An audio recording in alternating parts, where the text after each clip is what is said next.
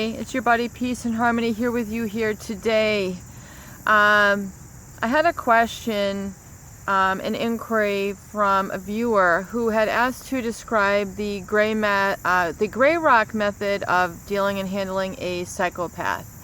And I've researched that, and I plan to speak on that here in this video here today. I've also discussed a similar topic with this in a previous video called How to Handle the Narcissist or How to Handle the Psychopath. Now, when dealing with the psychopath and the narcissist, I absolutely positively recommend going no contact with these people. That means no emails, no living with them, mosquito there, no keeping them in your circle of influence, whether it's a bridge group, whether it's a church group, whether it's your workplace. I mean, I absolutely positively recommend getting away from them. No contact means no contact, no affiliation, no researching their pictures, no keeping them in your in your point of contact. No, not visually, not psychically, emotionally, being in touch with them at all. However, now, because that is really the ultimate and most powerful tool. However, there come certain situations when you must be in contact with them. Either, you've exposed them while you're living with them, and so now you're in a situation where, you have to plan your move. If you can do that sooner than later, I would definitely recommend, getting out of, getting away from them. Living with a friend, seriously, living with a neighbor, living in a hotel, contacting, a room to rent. I mean, literally, it seems extreme, but usually, it's like acting, taking extreme measures can really save your life and help expedite your healing, without a doubt. So, if you feel like you're acting in an extreme manner by not living with them, this is actually a good move, and you're absolutely, right on target, by wanting to do this. So whatever means and method you can do to get away, I would highly recommend it, in my professional opinion. Now, when it comes to the gray rock method, it's basically a way to extinguish the interest of the psychopath, or in some cases the narcissist, by being basically viewed by them as, boring, disinteresting, and they will no longer derive a sense of satisfaction or supply, kind of that, exhilaration or that sense of fulfillment by being with you. And so it's like learning to taper them off, learning to have them kind of leave on their own, having them kind of feel like, well, you know what, I can no longer kind of get this from this person, and so I'm just going to kind of walk away on my own. Now, that's definitely a good method, because the psychopath definitely thrives on exhilaration, excitement, even if it means endangering another. When they get to an extreme need for all the stimulation and surrounding themselves, it's really like the sky's the limit with these people. They will resort and do crazy, dangerous, risky behaviors to fulfill that need.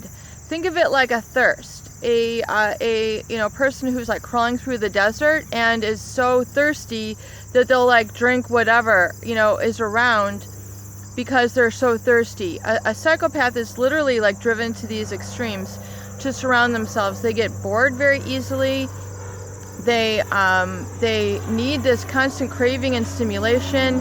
They surround themselves with a tremendous amount of pools and resources of people, activities, organizations to quench this desire and drive within them. So yes, they will be driven to extreme, irrational means and methods to satisfy this within them.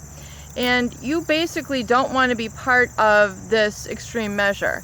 So the gray rock method, trying to kind of like camouflage yourself, or make yourself unattractive to them, make yourself undesirable to them. Yes, it's a good thing. However, I would recommend, more what I'm going to call like the clear rock method. The clear rock method which is like a little tangent, which I just thought of after reading that. It's more a method where, you know, you are coming from a place of clarity, and you're coming from a state of enlightenment, and you're coming from a state of awareness now. You're coming from a sense of clarity, and that you now know and understand who they are. You're no longer living in kind of the darkness of their delusion and their manipulation and their tactics and their tools.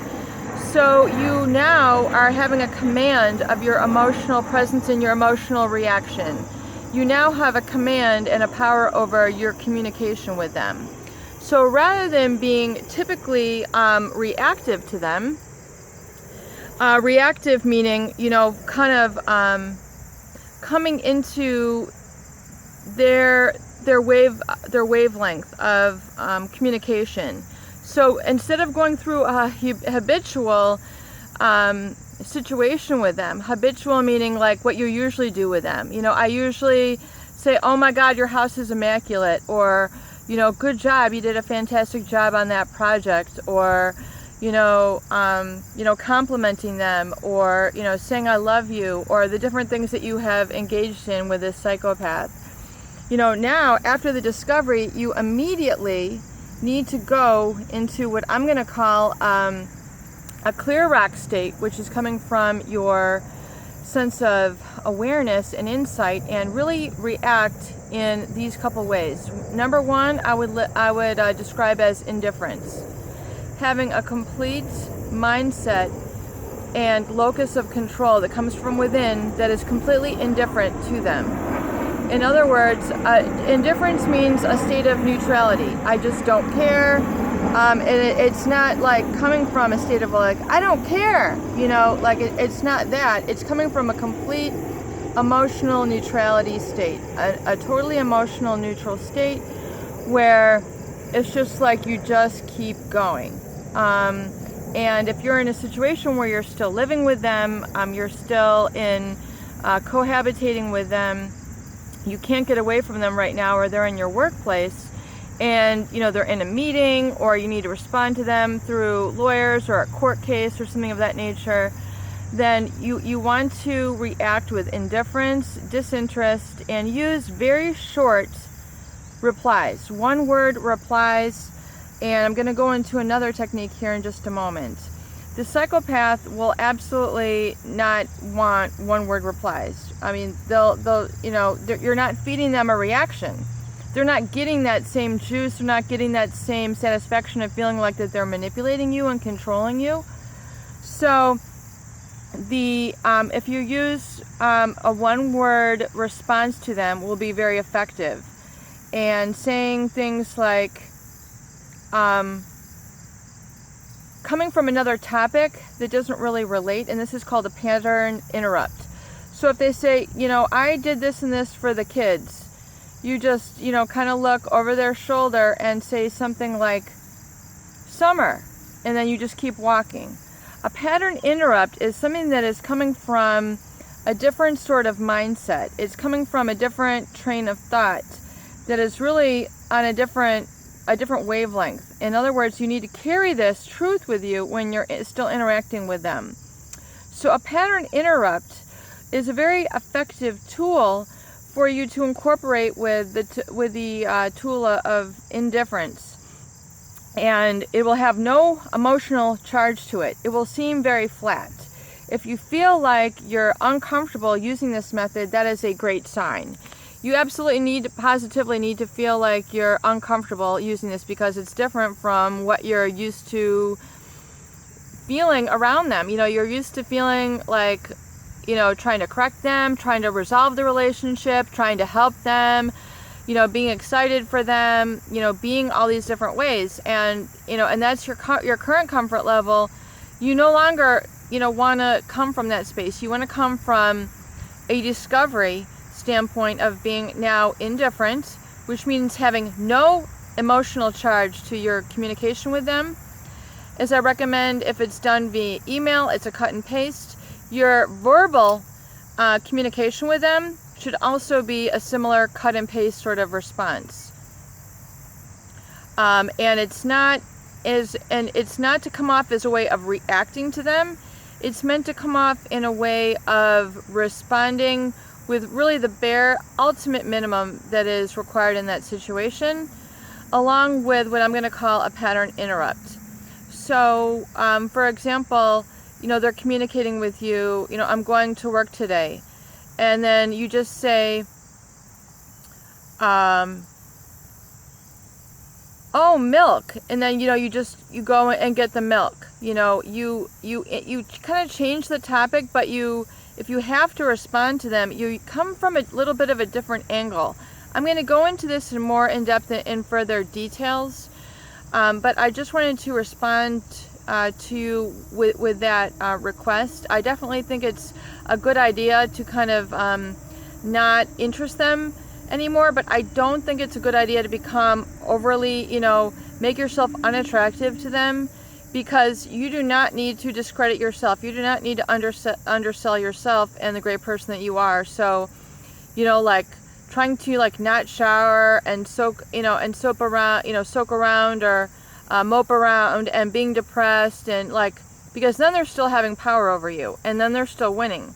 So if you come from the clear rock method, which means coming from a sense of enlightenment, clarity, and really inspiration, you're going to come from a state of peace, neutrality, indifference, and you're going to use the pattern interrupt, where you literally move your body and you say something like, look at that flower, and just kind of pretend that they're not there. Treat them as a stranger. And this is a very effective tool, and you need to do this and feel a little bit crazy while doing it. However, it's really going to be your saving grace. And if you get a reaction from them, just do not respond. Just literally, you do not need to respond. You literally need to shut them out. You literally need to almost feel like you're mute to them. You do not hear them. You do not see them. You do not sense them. You need to disengage their presence very seriously, because these are extremely dangerous people. And I don't say that to mean to scare you, because they are afraid of being exposed, and you can dismantle them, you can disengage them by exposing them. And once you've exposed them, you know what you know, and then they know that you know. So they're really going to not really want to pursue you anyway once you have exposed them, because you've seen what's underneath the mask. You've seen the real them. You've seen what's going on underneath them, that they've been trying to hide from the world through all their artifice, through all their ingenuity, through all their groups that they have a facade that they present to, the homes that they build, the cars that they drive. These are all parts of artifice, which means they are cunning tactics used to design more or less a house of cards. And you are now living in the house of truth. You are now living in the house of knowledge. You now see clearly with your own senses and your own two eyes. That is the power that they have been trying to keep you from all this time. So now once you are in that clarity, you are in your power. You need to stay in your power, continue to observe with your senses, and continue to see beyond the mask, because once you've exposed them, there's no going back, and you know what you know, and you need to carry that truth in that power and move forward. Use a pattern interrupt. I'm going to go into more in detail on that in a specialized video. I hope this video helps. Please share and subscribe for more great tools, videos, support, and discussion.